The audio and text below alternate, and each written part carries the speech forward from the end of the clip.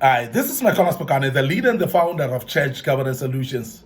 I want to give some tips of how to support your pastor because we have spoken just yesterday about pastors need to be supported and how dangerous it is not to support pastors. But I just want to embark on some tips of how then to support a pastor because it is very important for us not to speak about how important it is to support pastors, of course, without actually speaking about how to support pastors. And this is very important that we speak about then how to support pastors. Now, pastors need support at all times, and we've said that these are the visionaries, these are the leaders that God has given us. And for us to fulfill the work of the vision, we need to support the visionary. We need to make sure that the pastors are being supported. And how do they get supported? Number one, I would love to say you must give your pastor a moral support. You must give your pastor a moral support. And there are many people that don't realize how much pastors need moral support as well. And sometimes it's as simple as just telling them how good they are to you and just telling them how well they're running the church. By sometimes just encouraging them, just tell them how well they've preached and ministered to you. And sometimes it's just by sitting in a church service and being able to say amen as they are preaching. And that's the moral support that we're speaking about. It's not much, it's something that's needed because a pastor is a human being as well. And they are actually being boosted by your moral support and they need it. And that's very important. And I know that church members, they always think that they are the ones who need moral support from their pastors, forgetting as well that their pastors also need moral support. And I want to urge you as a member, as a congregant, as an individual who's in a church, that you must be aware that your pastor also needs moral support. So therefore you need to give him or her a moral support. Many pastors will do the impossible when they have people assisting them. Some moral support is actually just to become there for them, just to become closer to them, just to become able to say, I'm available, I can help, and what can I help with? And when you do that, I want to tell you now, there are many pastors that are highly gifted. They are highly anointed as well, because God called them that can do the impossible, particularly if they're supported. Because majority of the pastors are not well supported. And that's the reason why some of them are performing dismal, some of them are just not progressing, some of them are just not showing growth in their ministry. And it's particularly because of they're not supported at all. Now, moral support is very key because pastors, as I said, they're human beings as well. They would love to be told when they're doing well. You cannot actually be sitting there and criticizing each time a pastor has done something wrong. And you cannot be sitting there and only see the mistakes. It is very important for us to start seeing even the good that pastors are doing so that we can give them moral support and support them and be closer to them as well and assist where we need to assist and tell them where we can be available to assist them as well. Now, I want to also emphasize that always encourage your pastor. Don't make it hard for him to lead you. Encourage them. Make sure that you are you're one who is led. You're one who is able to be led, because there are people that are difficult to be led. And I want to speak this, that when a member is difficult to be led, it makes it difficult for the pastor to actually walk with them in the ministry or to push the work of the ministry together with such people. Now, when people are easy to be led, it is actually making it easier for the pastor to actually go forward with the ministry. And they become very encouraged. Pastors become very encouraged. And therefore they know that they've got people that support them. They've got people that are ready to be led and that are not making it difficult for them. And I want to speak a little bit to assistant pastors at this particular time. Because when you are an assistant pastor, you are there to make the work of the pastor lighter. You are there to make the work of the pastor easier. And that is the reason why you are the first line to give moral support to the pastor. You are the first line to encourage others to give the pastor a moral support. because that's very important, because you are the closest to him, you are the immediate assistant to him. So therefore, be able to be led and to be guided, be able actually to support the pastor in every given way. And I'm speaking about also church leaders. Let's speak a little bit about church board members, speaking about also the elders in the church. Very, very important that elders, church leaders in the church must understand the fact that they are the first line to support the pastor.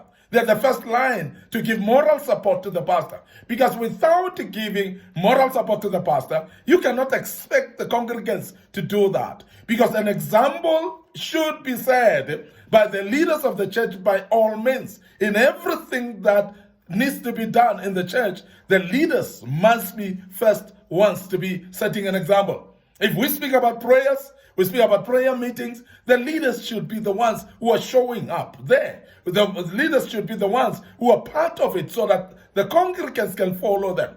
We speak about finances. It is very important that we emphasize that the leaders are the first line to give moral support. We can speak about the congregants giving moral support, but I want to emphasize that moral support is needed from mainly the leaders, and therefore the congregants will find it seamless to give moral support to the pastor when they have seen that the leaders are the first or the most key people that are giving moral support to the pastor.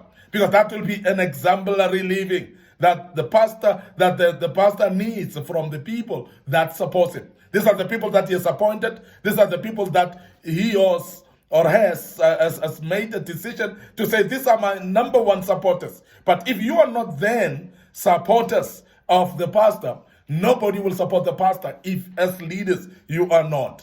This is very important. When I speak to congregants should be able to mature to a level where they understand that the vision needs to be supported, that the pastor needs to be supported.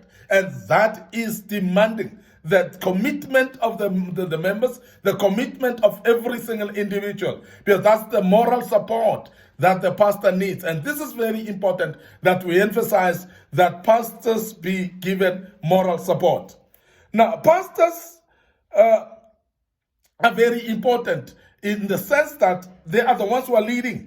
They're the ones that are showing the way, because they are the ones who knows the vision. So therefore, they need to be supported as they do so. And that's very, very key.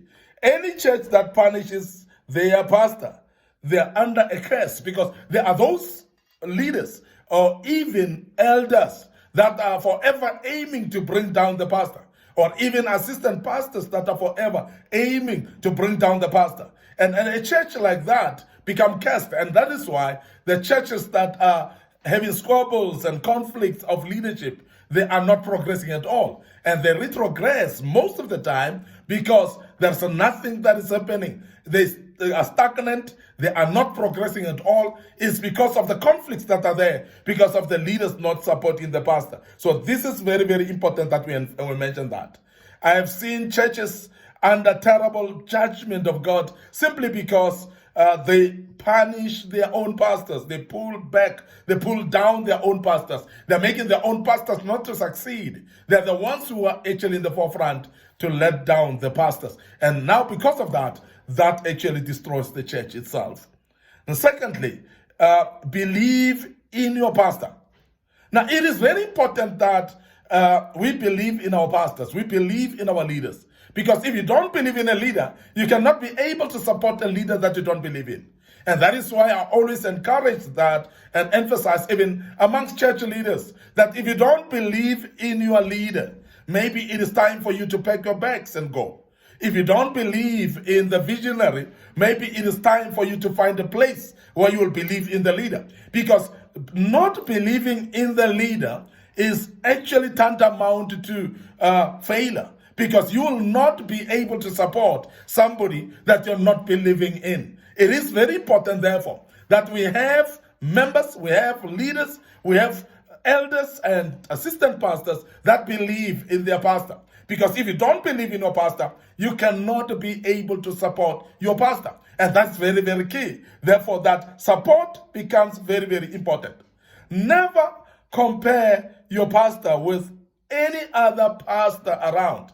And I think this issue of comparison is a very common thing that's happening in churches, whereby members compare pastors because this one is different in this one is different in this. And I want to emphasize that because the visions are different, personalities are different, characters are different, and therefore all these things tantamount to a difference in pastors, of course, and mainly because the vision is not leading to the same direction. Therefore, pastors cannot be the same, because God calls people actually in line with what he has, or in line with their personalities as well, or align their personalities as well towards the vision itself. And therefore, pastors cannot be the same. Now, no two people are the same. Of course, you know that. And you would also remember that we are all unique as individuals. Now, as unique as we are, therefore, comparison will not help when we start to compare ourselves with each other, because it is not going to help us to compare each other, to compare ourselves, or to compare our pastors, because you're not going to get pastors to be the same.